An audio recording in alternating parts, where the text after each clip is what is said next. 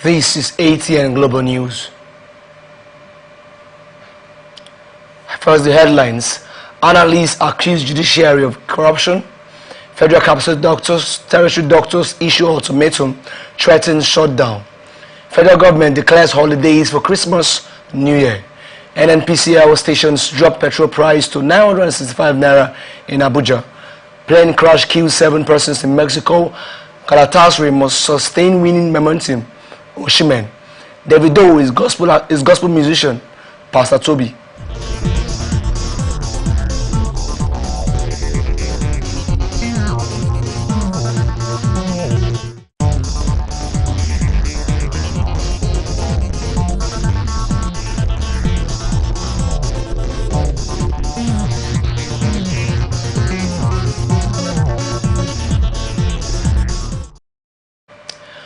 Analysts has decried the high level of corruption in Nigeria's judicial system.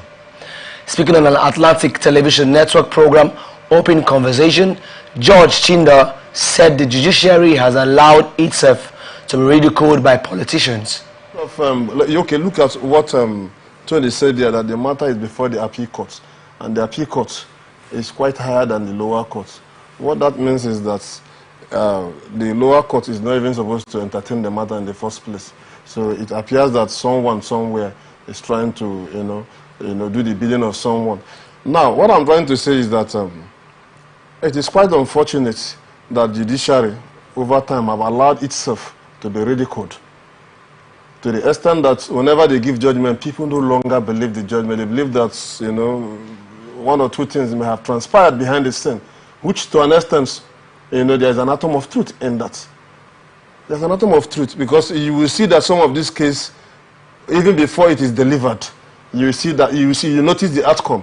And I believe this is one of the reasons, or this could be one of the reasons, why some of the matters that was to be brought before the Rivers State Judiciary was taken to, Federal High Court.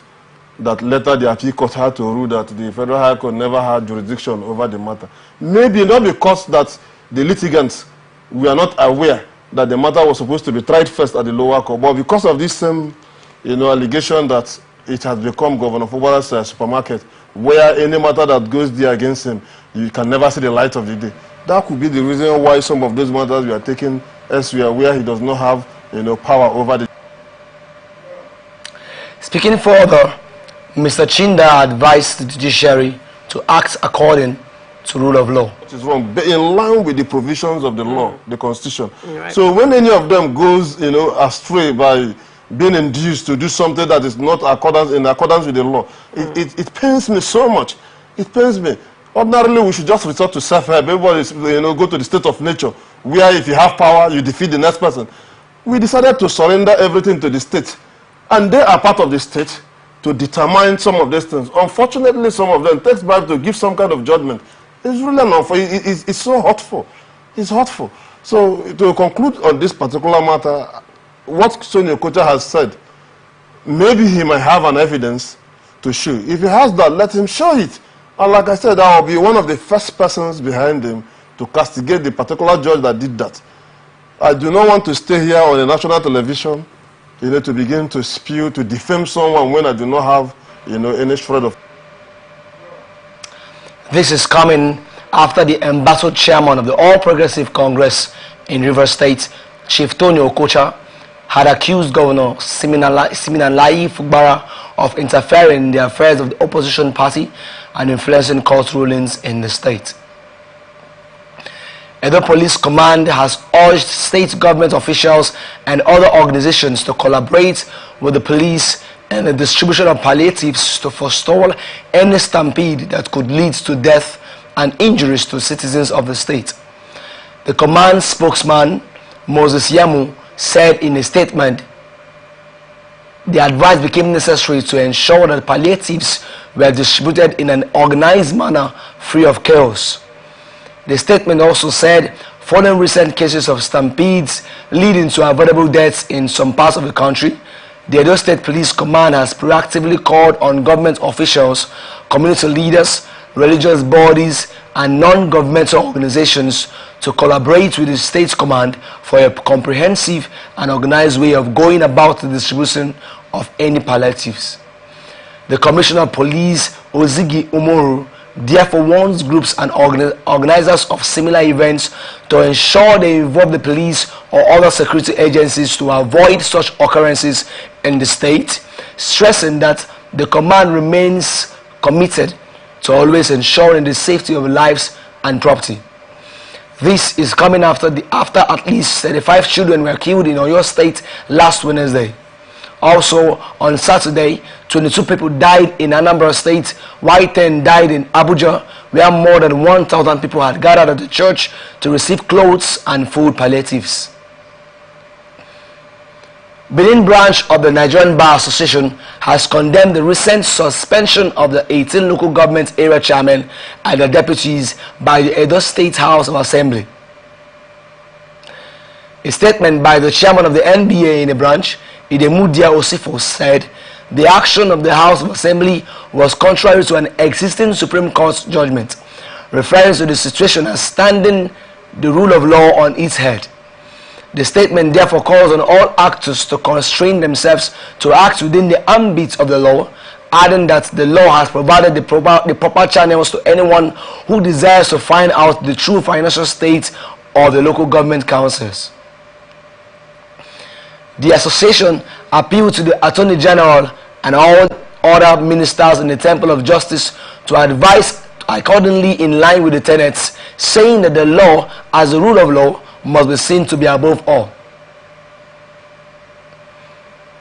Edo State Governor Monday Okpebolo says Christmas represents the values that unite his people, regardless of tribe, religion, and politics. Okpebolo stated this while delivering his message at Edo Christmas Carol 2024 held at the lawn tennis court of the Samuel Ogbebuda Stadium in Benin, adding that Christmas was a season of love and hope, which reminds everyone of the importance of compassion, generosity, and peace. Governor Okpebolo, in his quest for the Edo State people to celebrate a unique Christmas, instituted a raffle draw for winners to go home with. There were melodious renditions from choirs from various denominations, including the Living Faith Church, Miracle Assembly, Blessed Virgin Mary, Church of God Mission, and ELXS Band. The event also saw a special performance by the Theatre Arts Department from the University of Benin and Letuman. Bible lessons were read in Pidgin and English languages by various personalities, which included the Administrator, Office of the First Lady of Edo State, Edesili Anani Okpebolo, representative of the wife of Deputy Governor, and Edo South representatives on the board of SUBEB, representative of vegetable sellers, a Risoni, and the bus driver, among others. There was a presentation of prizes which included a raffle draw, a minibus, a tricycle, generating sets, sewing and grinding machines, among other items to winners. Nigeria Labour Congress Edo State Council has denied the claim by its National Secretariat that the Edo State government forcefully broke into and ransacked the Edo State Labour House.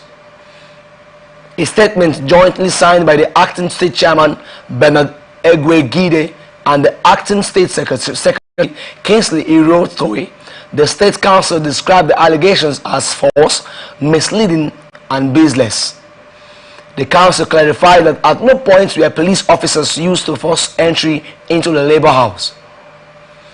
The Edo NLC also urged the National Secretariat to mandate Odun Olaye to provide evidence to substantiate its claim, stressing the need to avoid unfounded accusations that could strain the positive relationships between the state government and the labor community. Other States Road Traffic and Safety Management Agency says 6 persons were killed in a devastating accident that occurred at the Umuri axis of Ohafia local government area. A trailer loaded with chippings collided with a Sienna bus carrying 9 passengers on Sunday afternoon, resulting in the tragic loss of lives and multiple injuries. A statement released by Nelson A. of the Public Relations Department of ATSMA said, officials of the agency, led by the General Manager Colonel Ezichi Kalu, retired, promptly responded to the distress call and arrived at the scene to provide critical intervention. According to the release, the team mobilized resources, including a crane and 2 towing vans, to rescue victims and manage the situation, and extended heartfelt condolences to the families of the deceased and to the affected road transport workers, adding that the road had been fully cleared and reopened to traffic, while motorists are strongly advised to drive cautiously and adhere to traffic regulations to prevent such tragic incidents in the future. Meanwhile, the yet-to-be-identified driver of the truck reportedly sneaked away from his vehicle and fled into the bush after discovering the damage his vehicle had caused.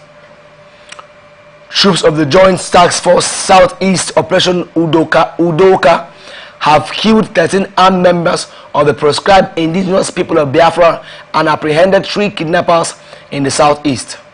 The spokesman of the task force, Lieutenant Colonel Jonah Unwakalu, who disclosed this in a statement on Monday in Enugu, said the feat was part of the troops' clearance operations aimed at making the southeast safe and peaceful throughout the Yuletide.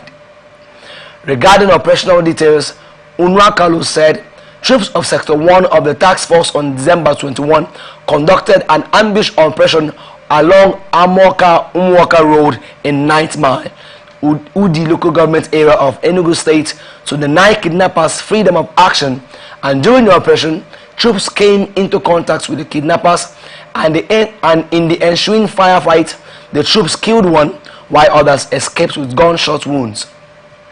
He said items recovered at the scene were 1 AK-47 rifle, 2 magazines, and 17 rounds of 7.62mm special ammunition, 2 cell phones, 1 power bank, as well as 3 ATM cards, 1 wristwatch, a bunch of keys, and the sum of 8,900 naira, he said. The spokesman also mentioned that on December 16, troops of Sector 5 conducted a clearance operation within the Mbosi and Iseke general area in Ihiala local government area of Anambra, where 3 IPOB members were killed.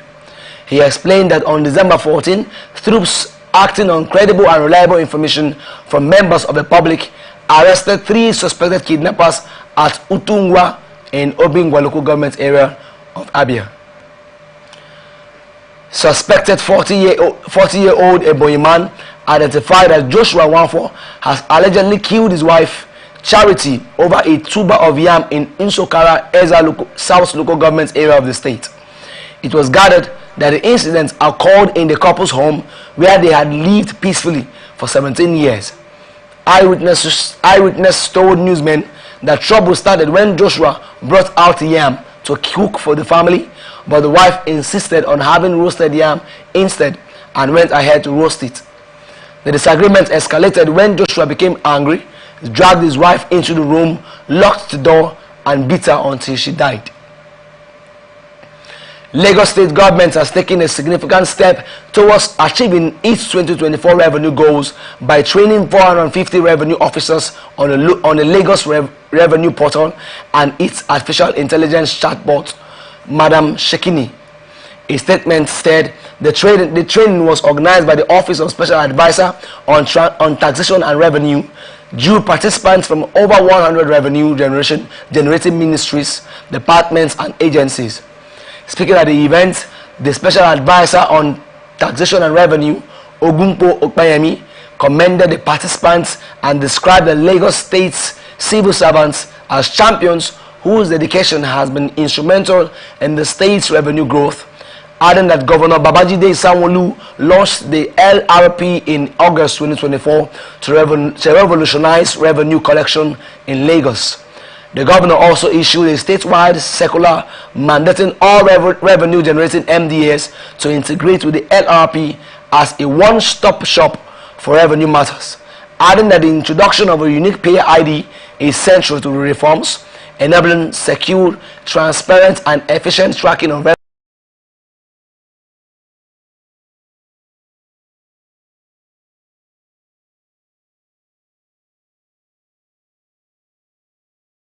Highlighted the importance of tax compliance and ongoing reforms, while also stressing the need for both civil servants and citizens to fulfill their tax obligations to support the state's revenue generation efforts. Lagos State government says it has commenced a 72-hour non-stop shopping extravaganza on Monday. The event, known as Lagos State Shopping Festival, will take place at the iconic Mobolaji Johnson area, Onikon, Lagos. The special advisor to Governor Babajide Sanwo-Olu on tourism, arts and culture, Mr. Idris Aregbe, who disclosed this in a statement, said the shopping festival is being organized by Lagos Ministry of Tourism, Arts and Culture in partnership with Chain Reaction Limited, and will feature over 500 vendors representing a vibrant mix of local artisans and internationally renowned brands, including a wide array of products in fashion, electronics, beauty items, home decor, gourmet food, and more. The government officials said the festival will play a pivotal role in promoting the fashion and retail sectors, showcasing not only the latest trends in apparel and accessories, but also celebrating the artistry and craftsmanship of local artisans, adding that the festival will offer an unmatched shopping experience for locals and tourists. Lagos State House of Assembly says it will strengthen its oversight mechanism to ensure proper implementation of the 2025 appropriation bill. The chairman, House Committee on Information, Strategy and Security, Stephen Ogundipe, disclosed this in Lagos. This is coming after Governor Babajide Sanwo-Olu had on November 21 presented the 2025 appropriation bill of 3 trillion naira to the Assembly for legislative approval. Ogundipe said the Assembly would strengthen oversight to ensure the budget works for the good of residents, adding that its standing committees would not lose their guard at ensuring they carried out effective oversight in all the state's ministries, departments, and agencies. He also said the Assembly will ensure that the 2025 budget brings hope to the people of the state once it is passed into law. Osun State's House of Assembly has passed the 2025 appropriation bill after increasing the budget to 427 billion naira from the 390 billion naira originally presented by Governor Ademola Adeleke. A statement issued on Monday by Olamide Tiamuyu, Chief Press Secretary to the Speaker, confirmed the bill's passage after the presentation of the detailed report by Mr. Olumide Fatominse, Chairman of the House Committee on Finance and Appropriation. Commenting on the development, Speaker Adewale Egbedun commended the Finance and Appropriation Committee and the entire Assembly for their dedication to a thorough review and swift passage of the bill, and highlighted key sectors prioritized in the revised budget, including education, healthcare, infrastructure, tourism, and security, adding that the focus is to ensure the bill, once signed into law, delivers tangible benefits to Osun residents. Governor Adeleke initially presented the budget proposal of 390 billion naira for the 2025 fiscal year to the Assembly on Wednesday, November 13, and underscored his administration's progress in road infrastructure, revealing that 80% of existing gaps have been addressed, substantially reducing deficits. Osun State government says efforts will be intensified towards ensuring peaceful coexistence across the state, especially in communities with a history of boundary crisis. The Commissioner for Information and Public Enlightenment, Mr. Kolapo Alimi, disclosed this at the Palace of the Olufun of Ifon, Oba Peter Ipaduela, during the celebration of Olaojo Rural Family Day in Ifon. Alimi, who specifically said Governor Ademola Adeleke's administration was working hard to prevent communal clashes, peaceful coexistence among residents of Ifon, Ilobu, and Erin Osun, adding that the governor had embarked on consultations on issues causing crisis in the area. He warned that the administration will not allow any individual or group to cause communal unrest in the state. Commenting on the celebration, Alimi lauded Oba Ipadiola for bringing members of the royal family together in celebration of their roots, while the Araba Awo of Osogbo land, Chief Ifayemi Elebumbon, lamented that many Nigerians attach little or no value to their culture while embracing Western culture with all their strength. 22-year-old passenger identified as Miriam Taiwo has been reported dead and 2 others injured in a road accident that happened along the Shagamu-Ogijo Road, Ogun State.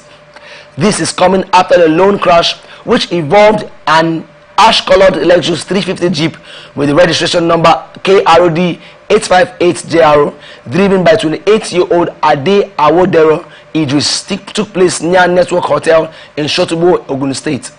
The police PRO Omolola Odutola said the driver lost control of the steering and veered off the main road, causing the Jeep to flip into the bush, adding that Miriam was taken to Osut Sagamu, where she was confirmed dead, while the other injured victims, Shekiru Mushabu, age 26, and 23-year-old Damilola Olajuwon, who suffered several head injuries, were promptly taken to our station in Shotubo for urgent medical attention.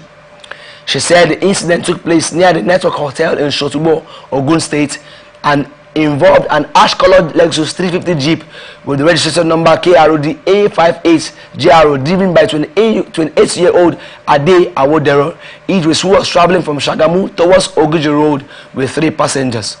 Ojutola, while stating that the corpse had been preserved for further examination and autopsy, added that further investigations were underway to unravel incidents surrounding the death. Some suspected hoodlums have attacked the palace of Esu Lokoja, His Royal Highness Emmanuel Akamisoko Dauda Shelika in Yankpa 4 and burnt his vehicle and properties within the premises. The palace, which is located on plot 306 New Layout, Lokoja, was allegedly attacked by hoodlums who burnt his vehicles while the monarch narrowly escaped by scaling the fence. This is coming after the Nupe natives of Lokoja Development Union. We are planning to host the 2nd edition of Nupe Natives End of Year event tagged Lokoja 24 Nupe Cultural Festival on December 21st, 2024 before the incident occurred. The event was, however, aborted due to the unfortunate attack when many Nupe natives from neighboring states had started arriving on the eve of the event, while the Dauda Shelika appealed to the government and security agencies to investigate the cause of the attack and bring the perpetrators and their sponsors to justice. He, however, appealed to the Nupe natives in Lokoja to avoid any form of reprisal but continue to remain peaceful and law-abiding and allow government and security agencies to conduct thorough investigations on the attack, stressing that the government was aware of the efforts and structures that the leadership of Nupe native in Lokoja had put in place to facilitate the government's recognition of the Esu Lokoja stool to be able to administer themselves freely as an ethnic group. Also speaking, the national president, Nupe natives of Alhaji Abubakar Ndashide, said the event scheduled for Saturday, December 21 was a celebration of Nupe cultural heritage and not any form of coronation has been insinuated from some quarters.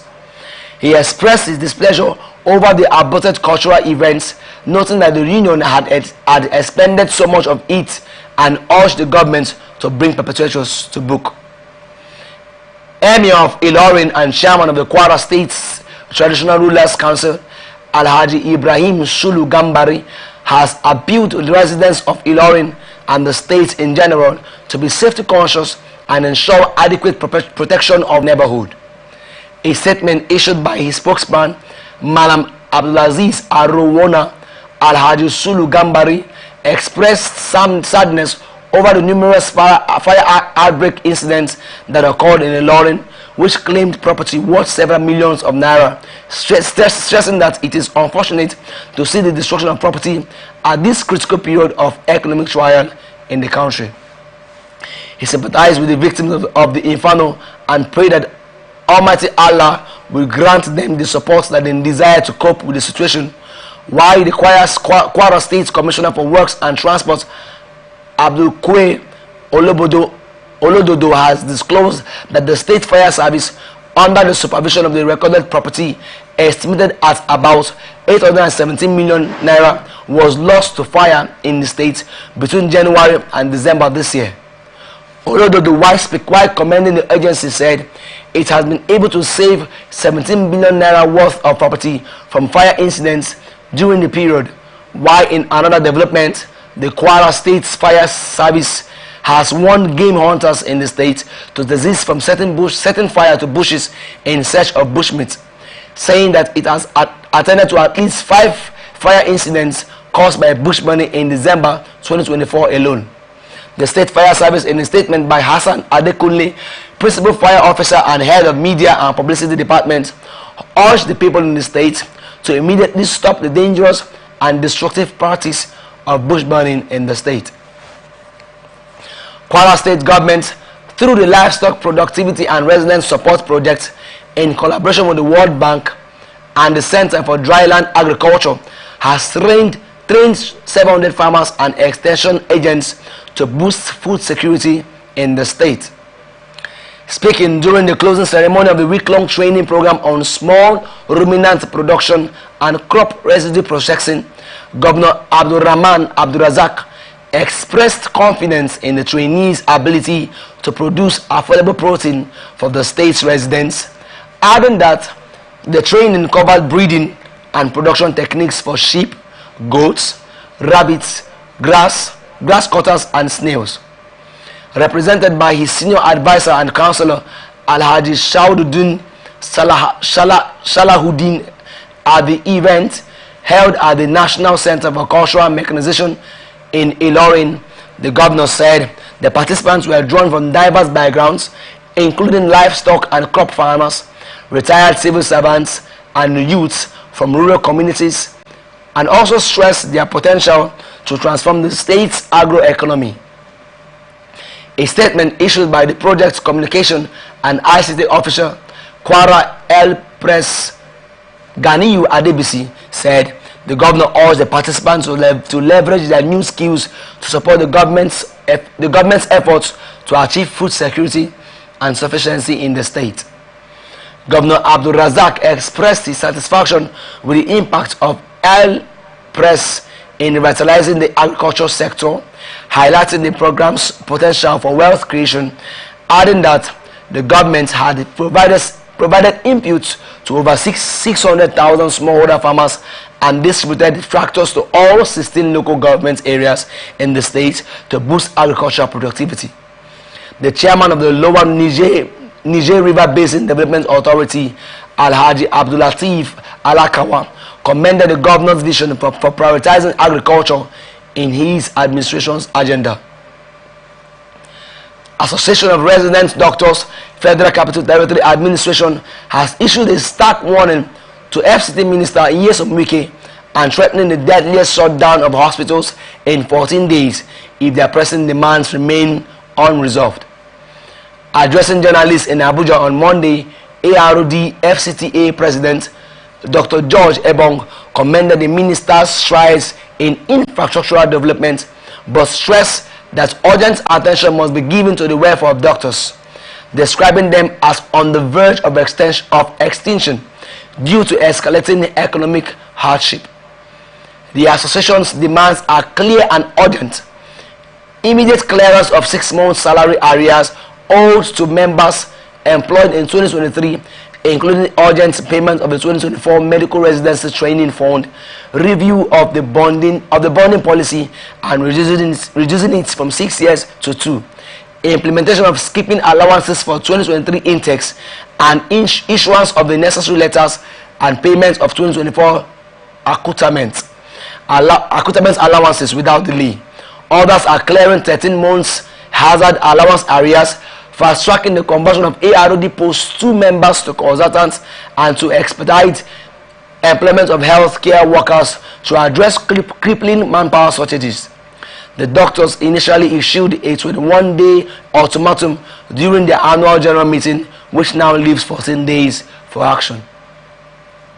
Kaduna State Governor Uba Sani has urged residents of the state to live in peace, love and unity, stressing that development can only be achieved through harmony. Sani made the call at a Christmas carol organized by the state chapter of the Christian Association of Nigeria at ECWA Good News, Narawi High Coast, where he celebrated with Christians and reiterated his commitment to running an inclusive administration. The governor acknowledged that Kaduna State has faced setbacks in the past due to ethnic and religious bigots who divided the state along ethno-religious lines for selfish interests, stressing that his administration is committed to running an inclusive government that treats everyone equally, regardless of their background. Governor Sani also stressed the importance of Muslims and Christians living together and working towards a common goal of repositioning Kaduna State to its former glory, adding that both the governor and President Bola Tinubu were working to extend economic prosperity to everyone, stating that poverty has no tribe and religion. He also commended the collaboration between Jamaatul Nasir Islam and Khan in maintaining peace in Kaduna State, adding that the majority of people are pleased with the progress towards being made towards the state's development. The Khan chairman in Kaduna State, Caleb Maji, praised Sani for his commitment and inclusivity and balance and the governor's presence at the Christmas Carol event to identify with people from different faiths and backgrounds. Plateau State Governor Caleb Muftwang has offered free transportation services to the citizens within and outside the state as the Christmas and New Year festivities approach. The State Commissioner for Transport, Davo Jiang, who disclosed this in a statement in Jos, the state capital, on Monday, said the free transportation services, which will commence on December 23, 2024, are meant to cushion the effects of the economic challenges being faced by the people. He said the free transportation would cover intra-local government travel across the 17 local governments of the state, as well as interstate travel, stressing that from Monday 23 to Tuesday 24, all metro bus rides within the Jos Bukuru metropolis are free, with extended routes other than the usual ones. The statement advised interested travelers to contact the leadership of Plateau State associations in their respective zones for seamless arrangements, as well as the return trip for interlocal governments and interstate travelers scheduled for January 4 to 5, 2025. You're watching the global news on Atlantic Television Network. We will be back after this break.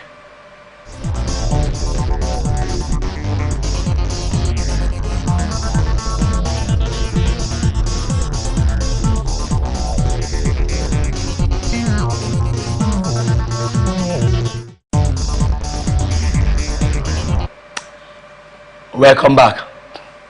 This is the global news on Atlantic Television Network. Now to the rest of our stories. President Bola Tinubu has officially launched the 2024 main Christian pilgrimage to Israel and Jordan. The airlift of pilgrims was flagged up at Alausa, Ikeja, Lagos State. A statement by the Deputy Director and Head of Media and Public Relations, Celestine Toruka, and published on the Commission's official X handle on Monday, said Tinubu, represented by the Secretary to the Government of the Federation, Senator George Akume, urged pilgrims to view their journey as an opportunity to strengthen their faith in God. He said the theme of the 2024 pilgrimage of renewed hope for to welcome address said the exercise marked his first as the fourth substantive